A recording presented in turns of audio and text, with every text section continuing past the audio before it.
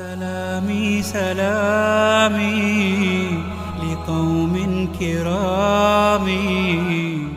موږ د زیارتو شوقیان یو او دا ښه صفت ده، باید خبر نه ده. د یو چا د زیارت موږ له دې وجې ارزو کوو. څوک یې رایاد ته هلته فلانی نیکه د ښه سړی ده، موږ وایي چې سړی ورغلی وای، نو دا خو زموږ کمال ده، ځکه خو له ښه سړي سره محبت ده. دا زیارتو ته چې خلک ځي په دغه وجې ځي.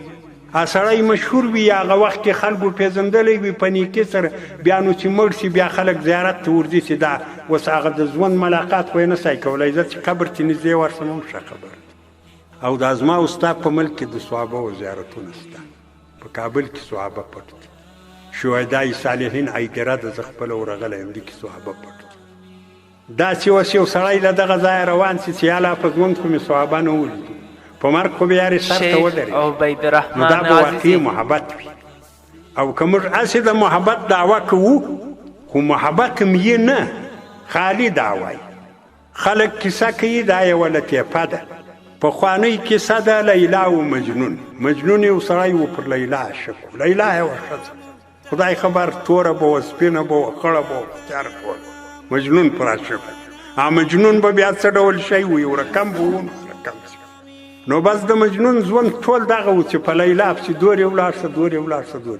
لیلا هم محبت ورسره درلودی، خو چونکې لیلا ښځه وه، ښځه بیا د ځان واک نه لري. نو یو وخت یې دلته په یو علاقه کې مجنون لیدلی و، بیا دوی کوچیان و، پر هغه علاقه رالو. دې و یو خادم ته یا ښځه وه یا نارینه و، هغه څال واور پخه کړه چې کېدلی شي دلته یو ملنګ د ته دا شیلو کې وګوره، یو ملنګ ناست ته دغه الوا و، دا ملنګ ته ور ډېرې لوږې و تندې به پر تېر. د دې خیال دا و چې مجنون به دا حالت هغه چې هغه الوا واخیستی و، بل سړی ور یو ځای ناست.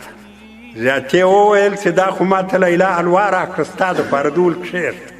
هسې کښېږده، کاسه یې باندې یې ګوت راتېره کړه، ټوله یې وخوړه، کاسه یې په لاس ورکړه، نور هېڅ نه ورته. چې رالول پیدا دې کوي ملنګ ول، و پیدا مې کوي، الوا یې وخوړه، و ویې خوړه. دا بله ورځ بیا ور ولېږله، څه درته وایي چې الوا وخوري؟ هغه ولې څه نه راته وایي، الوا وخوري، زیاتې کاسه راپه. زیاتې ورته ویل چې خطا شوی، دا مجنون نه ده، دا پر بل به پر سر یې پېښ شوی. ته نن دغه کاسه در سره واخه، دې ملنګ ته ووایه چې الوا دې وخوړه وه، د لیلا یې څه وینه په کار وه ستا.